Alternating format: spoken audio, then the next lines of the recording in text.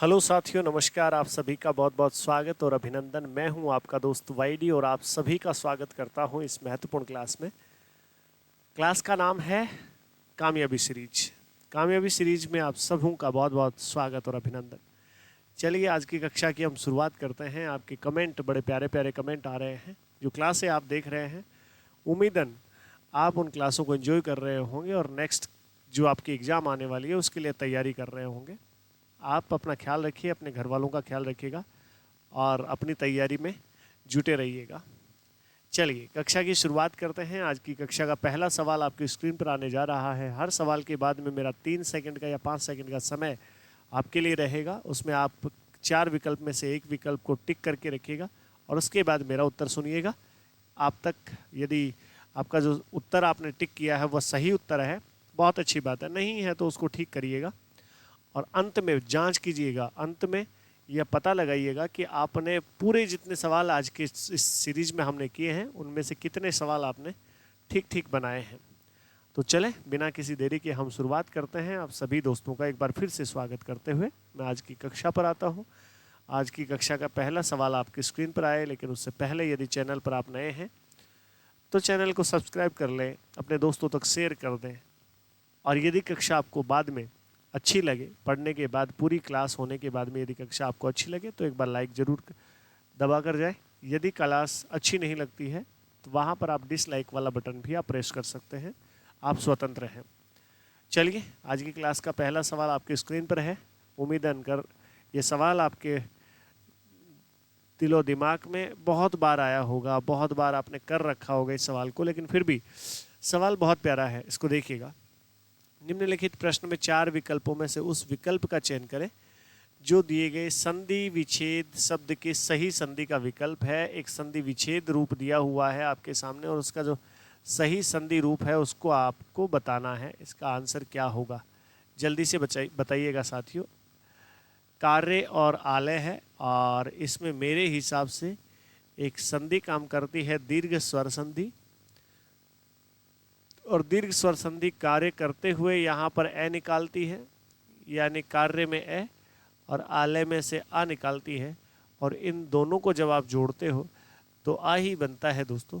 इसका अर्थ ये हुआ कि इसका जो रूप बनेगा वो कार्यालय बनेगा। क्या बनेगा? कार्यालय। और ये दीर्घ स्वर संधि का उदाहरण है। देखो, कार्यालय, ये आधा हो गया, ये गलत उत्तर है। ये कार्यालय, मेरे हिसाब से ये बिल्कुल सही उत्तर है और आपके हिसाब से भी ये सही उत्तर मानना पड़ेगा। कार्या, ये रे पूरा है, यहाँ पर बहुत बड़ी मिस्टेक है, ये गलत है। और कार्यालय, ये भी गलत बात है। तो आप सभी विद्यार्थी मेरे अंदाज से इसका सही उत्तर कर लिए होंगे। इसमें समय यदि मैंने नहीं दिया है तो कोई बात नहीं है, इसमें देने की आवश्यकता भी नहीं थी क्योंकि सब विद्यार्थियों ने इसका सही उत्तर किया होगा। चलिए अगला सवाल देखें। निम्नलिखित प्रश्न में 4 विकल्पों में से उस विकल्प का चयन करें जो दिए गए संधि शब्द के सही संधि विच्छेद का विकल्प है। संधि से सवाल आएगा, डेम श्योर। इस बात से आप वाकिफ रहे, इस बात को आप दिमाग में बिठा लें। चाहे तो संधि विच्छेद करवाए, चाहे संधि करवाए, तो ध्यान देना बेटा। आपके सामने क्या दिया हुआ है? सवाल पूछा है कि संधि दिया हुआ है, इसका संधि विच्छेद करना है।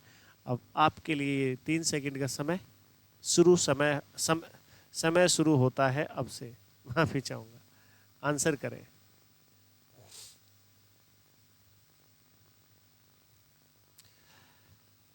समय समाप्त हुआ। सुनिएगा, इसमें एक संधि काम कर रही है दोस्तों, व्यंजन संधि। कौन सी संधि? व्यंजन संधि। और व्यंजन संधि में होता क्या है बेटा, एक नियम है व्यंजन संधि का। ये नियम कहता है कि पहले का तीसरा बन जाता है। पहले का क्या बन जाता है? तीसरा बन जाता है। जब पहले क च ट त पे हो, कौन कौन हो? क च ट त और प, इनमें से कोई एक हो और इनके सामने कोई घोष आ जाए, कोई घोष वर्ण आ जाए, तो इनका तीसरा बन जाता है। क के स्थान पे ग बन जाएगा, च के स्थान पे जो है छ छ ज बन जाएगा, ट के स्थान पे ड बन जाएगा और ये तय के स्थान पे द बन जाएगा और प के स्थान पे ब बन जाएगा। लेकिन सामने कौन होना चाहिए? घोष। घोष कौन कौन से होते हैं इसके बारे में मैंने पहले भी बताया है, फिर बता रहा हूँ। वर्ग का तीसरा, वर्ग का चौथा और वर्ग का पांचवां वर्ण क्या होते हैं? घोष होते हैं साथियों। ध्यान रखने लायक बात है। तो यहाँ पर देखिएगा तय तय तय है लास्ट में, बिल्कुल ठीक बात है, लेकिन व्यंजन संधि की ये शर्त है कि ये तय जो होगा ये हलंत यानी आधा होगा। इस बात को तो आप पहले ही काट दीजिएगा, इसको भी काट दीजिएगा और इसको भी, क्योंकि केवल एक ही जगह है तय आधा है। और यहाँ देखना तय की जगह द हो जाएगा, क्योंकि सामने कौन है? ए। ए क्या होता है? ए होता है आपका घोष। सभी जो स्वर होते हैं, याद रखना, नोट कर लेना, सभी स्वर क्या होते हैं बेटा? घोष होते हैं आपके। तो याद रखना इस घोष के प्रभाव के कारण ये तय दय में बदल गया और जगत धन अम्बा का क्या हो गया? जगदम्बा हो गया। राइट। तो ऑप्शन 4 सही उत्तर है। अगला सवाल आपकी स्क्रीन पर ये रहा, देखिए, पढ़िए, आंसर कीजिए। सवाल क्या कह रहा है? निम्नलिखित प्रश्न में 4 विकल्पों में से उस विकल्प का चयन करें जो दिए गए शब्द का सही तत्सम है। तत्सम पूछा है। तत्सम क्या होता है पहले तो वो सुनिएगा। संस्कृत के शब्दों को हिंदी में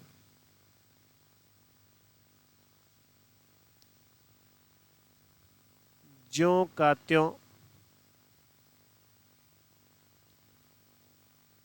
प्रयोग किया जाए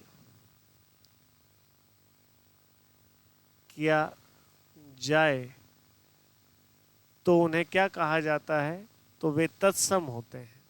तत्सम यानी उसी समान, जैसे संस्कृत में थे वैसे के वैसे आ जाए तो उन्हें तत्सम, और हिंदी में बदल करके रूप काम में लिया जाता है तो उसे तद्भव कहा जाता है। तत्सम का उल्टा क्या होता है? तद्भव होता है साथियों। क्लियर है? लाख लवण को लाख नहीं कहते हैं, नमक को लवण कहते हैं दोस्तों, माफी चाहता हूँ। तो option B is correct answer. क्षीर, ये खीर कहा, इसको अपन क्या कहते हैं? तद्भव में खीर कहते हैं। अष्ट आठ, ठीक। तो ये बात, और इस लाख को लक्ष्य कहते हैं दोस्तों। क्या कहते हैं? लक्ष्य। तो ध्यान रखना साथियों, इसका सही जो उत्तर है वो आपका नमक का क्या बनेगा? लवण बनेगा। करेक्ट है? ओके। अगला सवाल, निम्नलिखित प्रश्न में 4 विकल्पों में से उस विकल्प का चयन करें जो विदेशी शब्द नहीं है। विदेशी शब्द नहीं है। समय शुरू होता है अब।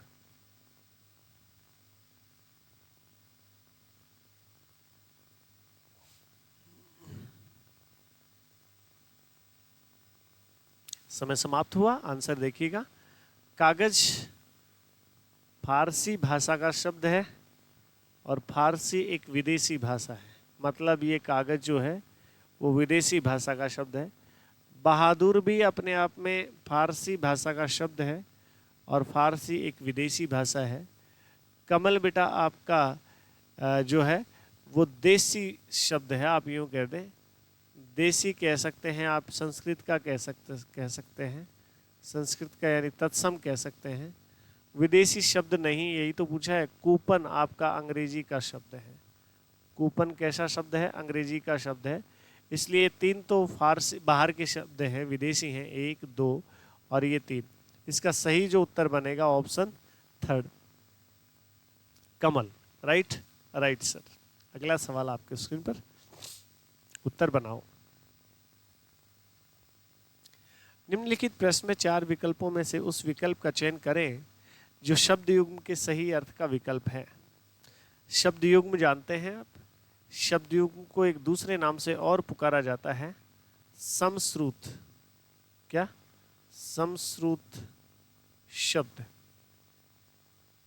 समश्रुत शब्द क्या होते हैं? सुनने में समान लगे लेकिन उनके अर्थ भिन्न भिन्न हो। निवृत्ति और निवृत्ति, देखो यहाँ पर और इसमें अंतर यह है कि इसमें 2 तय हैं। इसमें कितने तय हैं? 2 तय हैं। और यहाँ पर देखिएगा, यहाँ पर केवल एक ही तय है। क्लियर है? तो निवृत्ति और निवृत्ति दोनों अलग अलग बातें हैं। याद रखिएगा, निवृत्ति का मतलब होता है लौटना, ये रहा लौटना, और निवृत्ति का अर्थ होता है मुक्ति, शांति, छुटकारा, छुटकारा। तो याद रखना साथियों, इसका जो सही विकल्प है, सही उत्तर है, वो है option B, correct answer. Clear? अगला सवाल निम्नलिखित प्रश्न में 4 विकल्पों में से उस विकल्प का चयन करें जो दिए गए वाक्यांश के लिए एक शब्द का सही विकल्प है। कई राष्ट्रों से संबंधित जो होता है उसे क्या कहा जाता है एक शब्द में?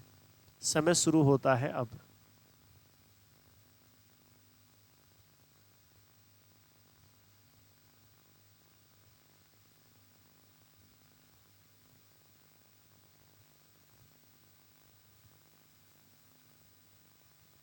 आंसर करें।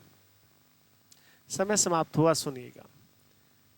विदेशी किसे कहते हैं? जो विदेशों से संबंधित हो, विदेशों से संबंधित, याद रखना। विदेशों से संबंधित होता है उसे विदेशी कहते हैं। राष्ट्रीय, जो राष्ट्र से संबंधित हो, राष्ट्र से संबंधित हो उसे राष्ट्रीय। अंतरराष्ट्रीय, जो बहुत सारे, जो कई देशों से संबंधित हो, राष्ट्रों से संबंधित हो। ये बिल्कुल सही उत्तर है ऑप्शन 3। राज्य स्तरीय, राज्य के स्तर से संबंधित हो, राज्य के स्तर से संबंधित हो, लेवल ऑफ द स्टेट, राज्य स्तरीय। और ये है अंतरराष्ट्रीय का मतलब ये हुआ कि कई राष्ट्रों से उसका संबंध हो तो उसे कहा जाता है अंतरराष्ट्रीय। राइट आंसर आपका विकल्प 3 है, बिल्कुल सही उत्तर है। आप सब ने सही किया होगा, उम्मीद कर रहा हूँ। आगे बढ़ते हैं, अगला प्रश्न देखिए। निम्नलिखित प्रश्न में 4 विकल्पों में से उस विकल्प का चयन करें जो शुद्ध शब्द का विकल्प है। बिल्कुल आपको शुद्ध शब्द ढूंढना है। बीमार ऐसे लिखा जाता है क्या? नहीं भैया, बीमार ऐसे लिखा जाता है। फिर ब्राह्मण ऐसे लिखा जाता है क्या? हाँ जी, ब्राह्मण ऐसे ही लिखा जाता है, बिल्कुल सही आंसर है। सामाजिक है, ये सामाजिक सही है क्या? नहीं भैया, ये सामाजिक है। ये क्या है? सामाजिक है, क्योंकि समाज में जब बेटा एक प्रत्यय जुड़ता है, आपका कौन सा प्रत्यय? एक प्रत्यय जुड़ता है तो शब्द बनता है सामाजिक।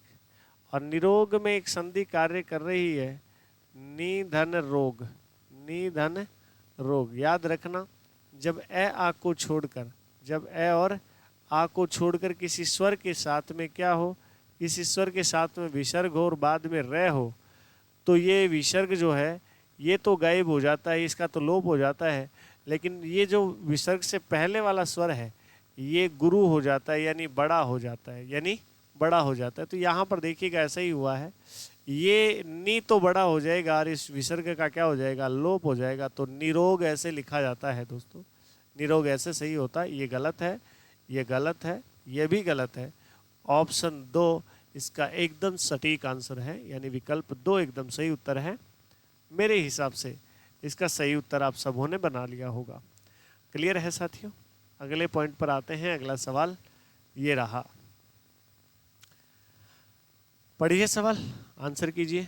निम्नलिखित प्रश्न में 4 विकल्पों में से उस विकल्प का चयन करें जो शुद्ध शब्द का विकल्प नहीं है। शुद्ध शब्द पूछा है इसमें। समय शुरू होता है अब।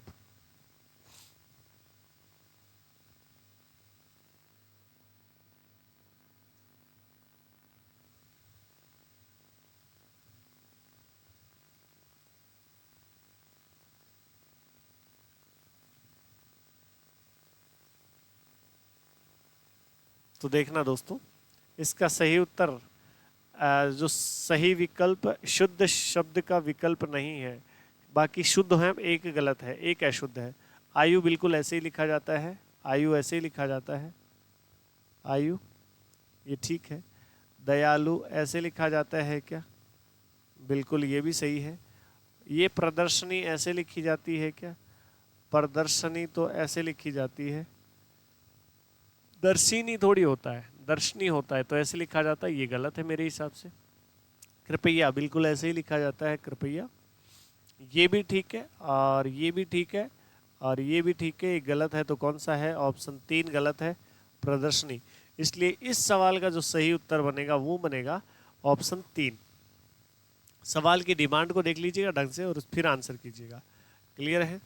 ओके, नेक्स्ट अगला सवाल देखें। निम्नलिखित प्रश्न में 4 विकल्पों में से उस विकल्प का चयन करें जो दिए गए वाक्य के काल के भेद का सही विकल्प है। काल का भेद, देखो काल मुख्य रूप से 3 टाइप के, एक आपका भूतकाल, भूतकाल, एक आपका वर्तमान, वर्तमान काल, और एक आपका भविष्यत काल, भविष्य या भविष्यत काल, याद रखना। तो भूतकाल है, ये बीता हुआ समय बताता है, बीता हुआ। वर्तमान काल जो है वर्तमान की स्थिति यानी चल रहा समय के बारे में बताता है, चल रहे समय के बारे में। भविष्यत काल आने वाला समय बताता है, आने वाला समय। याद रखना, आपको क्या पूछा गया है, काल के भेद का सही रूप पूछा है। ये देखना अलग अलग, काश आज का मैच हम जीत जाएं, तो जाएं जीत जाएं, अभी जीते तो नहीं है, इसका मतलब ये हुआ कि ये भविष्यत काल का उदाहरण है, भविष्यत काल का उदाहरण है, ये तो कंफर्म हुआ क्योंकि बाद की बात हो रही है ना। ध्यान रखना, मैच हो रहा है, अब वो जीत जाएंगे तो बाद में ही आएगा फैसला, तो यस हो ना, यस। तो आपको इसमें से भी एक विकल्प को छांटना है, 4 विकल्प आपके सामने हैं, अब छांट ही लोगे यार, बहुत इजी है क्योंकि बात जाए की हो रही है तो भविष्य काल की बात हो गई, और भविष्यत काल का केवल एक ही उदाहरण है आपके सामने। काश शब्द आता ही संभावना जता दी गई है आपकी, काश शब्द आता है संभावना, संभाव्य भविष्य काल, भविष्यत काल, बिल्कुल सही उत्तर है। हेतु, हेतु मजबूत कहाँ होता, वर्षा होती तो फसल अच्छी होती, वर्षा होती तो फसल अच्छी होती।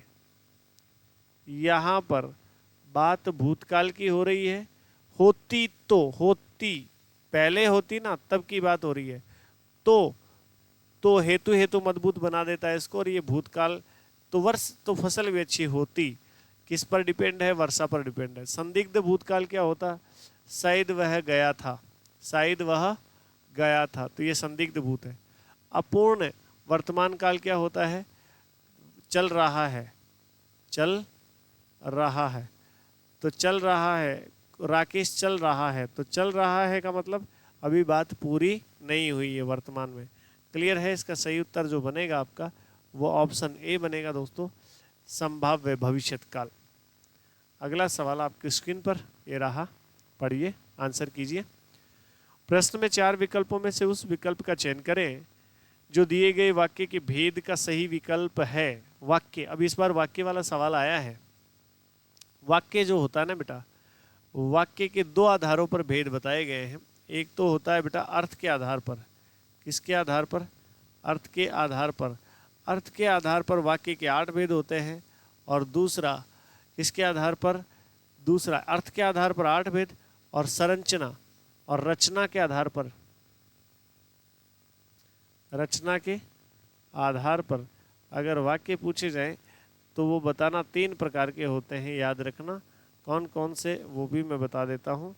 एक होता है आपका सरल वाक्य, एक होता है आपका संयुक्त वाक्य, कौन सा, संयुक्त वाक्य, और एक होता है आपका मिश्र या मिश्रित वाक्य, मिश्र या मिश्रित वाक्य।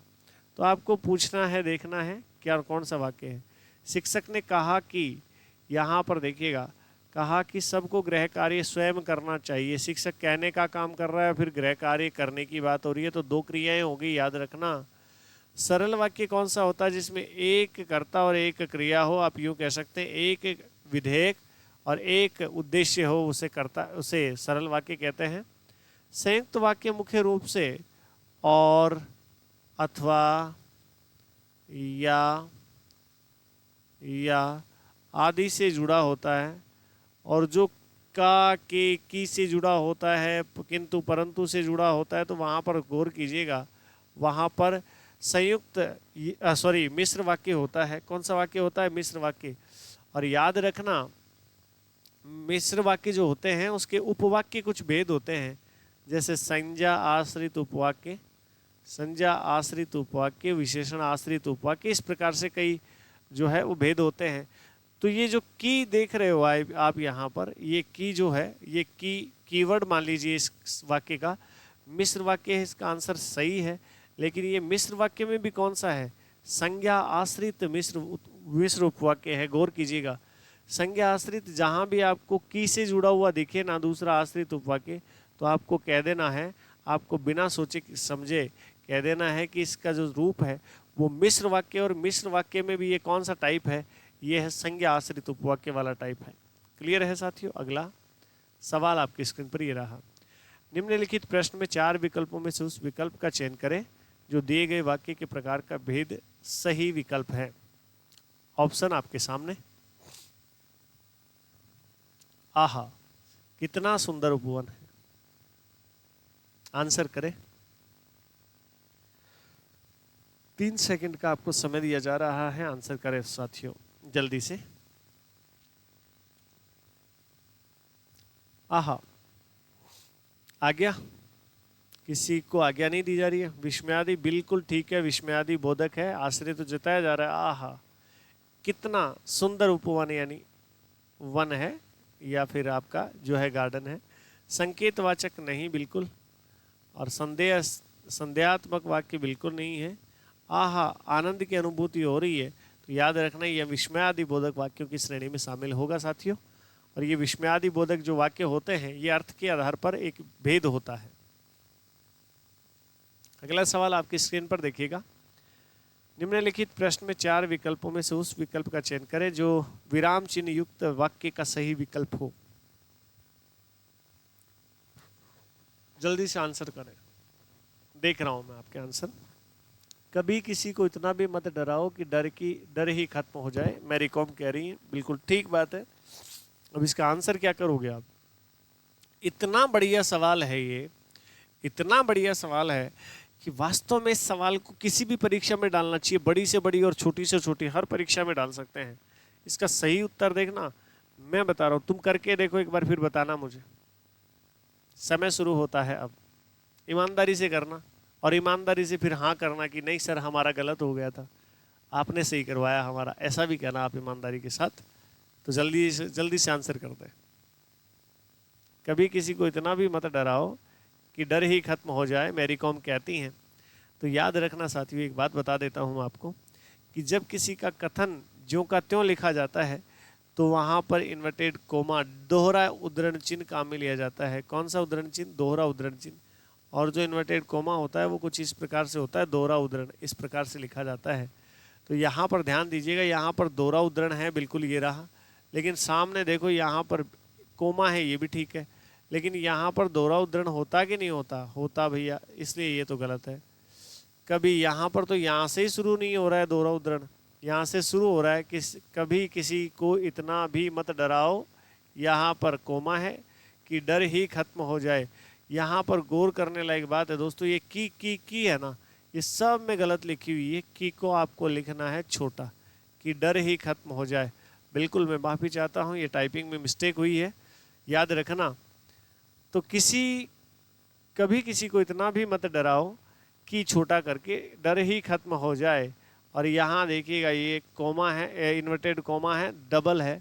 याद रखिएगा जो इसका सही उत्तर है वो यही है। और इस इन्वर्टेड कोमा को हिंदी में कहते हैं उद्धरण चिन्ह। क्या कहते हैं? उद्धरण चिन्ह, उद्धरण चिन्ह, याद रखना।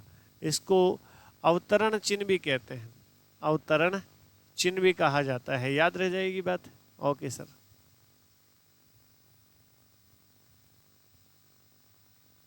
आगे वाली बात पर चलते हैं। अगला सवाल ये रहा स्क्रीन पर, देखिएगा, विराम चिन्ह से संबंधित है। निम्नलिखित प्रश्न में 4 विकल्पों में से उस विकल्प का चयन करें जो विराम चिन्ह युक्त वाक्य का सही विकल्प हो। सही विराम चिन्ह को ढूंढना है। गोदान सिंगल इन्वर्टेड में बंद होता, ये इस तरफ 6 और इस तरफ 9 होते। यहाँ पर है लेकिन एक ही तरफ है और वो भी उल्टा है, इसलिए ये गलत हो जाएगा।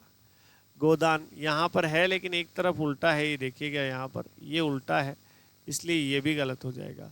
गोदान ये इसमें एक तरफ है, एक तरफ है ही नहीं, बिल्कुल ये तो बिल्कुल गलत हो जाएगा। तो बचा एक ऑप्शन आपके सामने, यहाँ पर ये उल्टा दिया हुआ है, ये उल्टा होना चाहिए, इस तरह से होना चाहिए।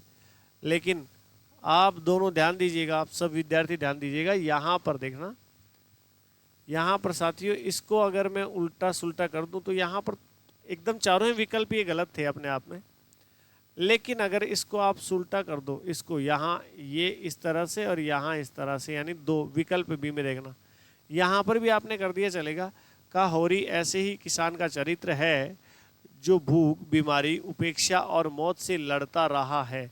बस लास्ट में इसके क्या आता, पूर्ण विराम आता, तो ये सही हो जाता। ये गलत है क्योंकि है नहीं पूर्ण विराम, इनके पूर्ण विराम है लेकिन इनमें यहाँ पर पीछे जो है उद्धरण चिन्ह का सही प्रयोग नहीं किया जा रहा है, इसलिए इसके चारों ही विकल्प अभी तो हाल फिलहाल तो गलत हैं।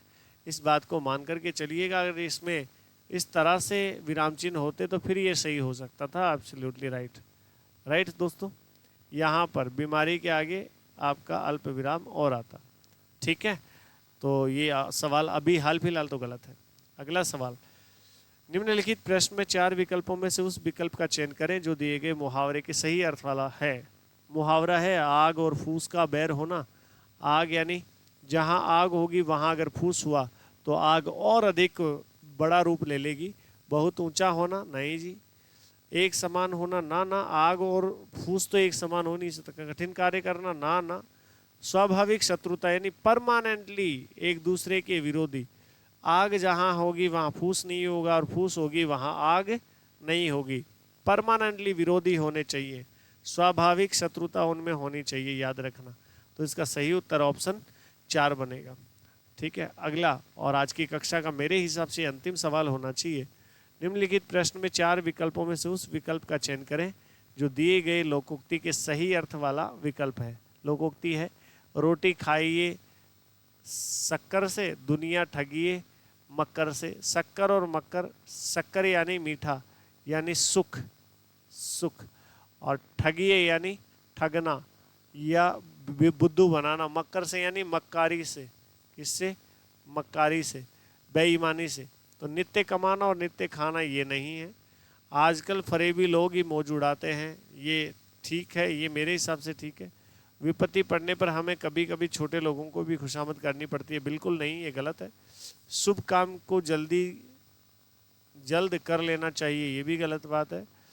ये एकदम सही उत्तर है ऑप्शन 2, इसका सही आंसर है। आजकल फरेबी लोग ही मज़े करते हैं, मस्ती करते हैं। घी वो रोटी किससे खाते हैं, शक्कर से यानी मीठे से, मीठी रोटियां खाते हैं और क्या करते हैं, दुनिया को ठगते हैं वो फरेब से। राइट, बिल्कुल। और आज की कक्षा में हम इतना ही रखेंगे। आज की कक्षा यदि आपको बेहद अच्छी लगी है, बहुत खूबसूरत लगी है, आपके नॉलेज के लिए अच्छी है, तो आप लाइक से ज़रूर कर दीजिएगा और कमेंट बॉक्स में लिख करके ज़रूर बताइएगा कि आप हमें कितना चाहते हैं और हम आपके लिए और क्या क्या करें, क्या क्या नया लेकर के आए। तो साथियों, आज के लिए इतना ही रखते हैं। मिलते हैं अगली क्लास में एक नए एपिसोड के साथ, एक नए प्रश्नों के साथ। तब तक के लिए इजाज़त दीजिए। मैं हूँ आपका दोस्त वाईडी, और आप सभी धन्यवाद कीजिएगा कार्तिक सर का, जिन्होंने ये शुरुआत कर रखी है। शुक्रिया आज के लिए।